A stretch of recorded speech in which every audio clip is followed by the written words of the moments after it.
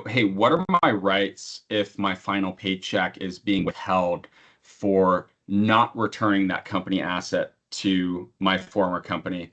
And then on the flip side of that is the employer's side of things, where the employers are looking for, hey, what is my ability for legally withholding payment for unreturned company assets? So you have both of those, but both sides of the fence there.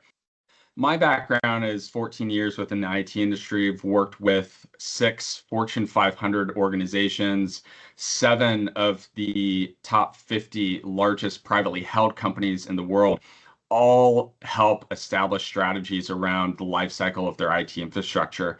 And that pertains a lot to the retrieval of IT assets, whether it's recovery of major data center systems or company-owned assets that are being deployed to remote employees, laptops, desktops, company-owned phones, documents, etc.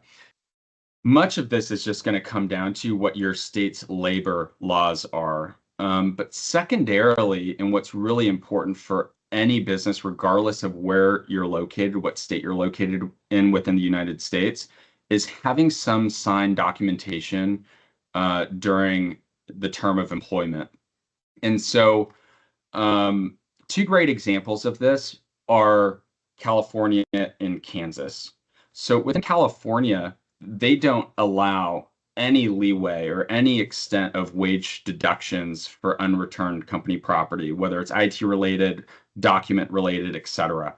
On the flip side of things, you have Kansas, where as long as there's some written notice to the employee that they need to return, they are permitted an allowance for deducting wages from that company, from that employee's final paycheck.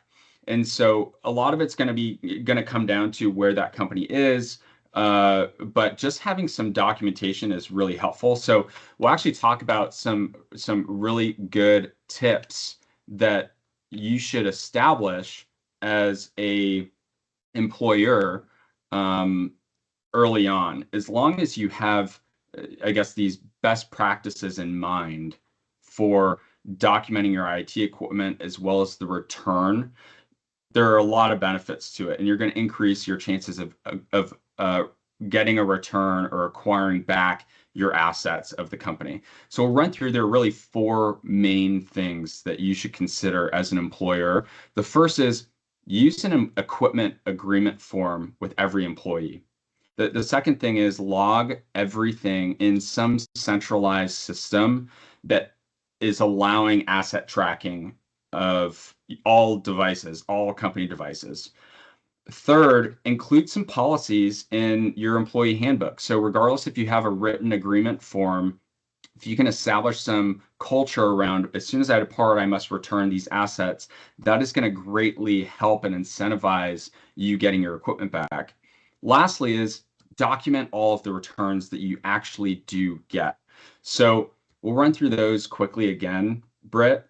The first is have some equipment agreement form.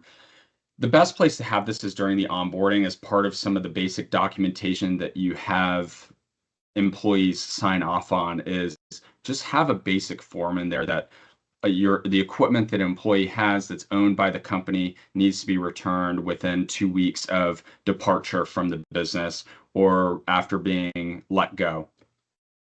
Locking everything into a centralized system is paramount to any legal recourse. So if you do have the ability to actually reclaim equipment or withhold pay, for instance, having an asset system that can track the assets that have been deployed out, and you know that, hey, this employee received our equipment this date, it was shipped out to their remote office or was shipped out to their home, it makes it much easier for you to then legally reclaim that asset, knowing that, hey, we always document everything that goes in and out of our business. We have to for audit purposes, so we know that this employee has it. Include policies within an employee handbook. Just establishing that basic cultural framework within your business that, hey, if I leave, I have to give my assets back. It makes it, again, just more culturally appropriate, but also just in the mindset of an employee when they leave, they're like, ah, shoot, all right, I got to make sure I get the equipment back to them. Lastly is documenting the return, and I can't say this enough.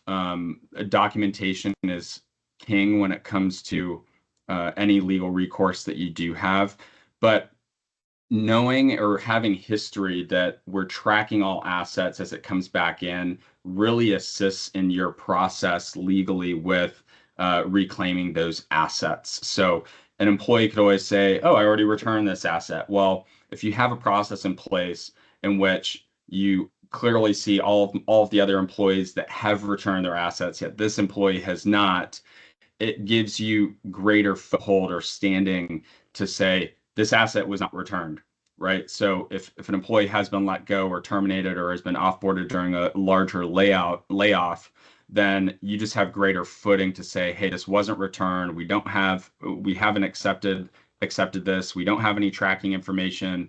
We need to make sure we get this asset back.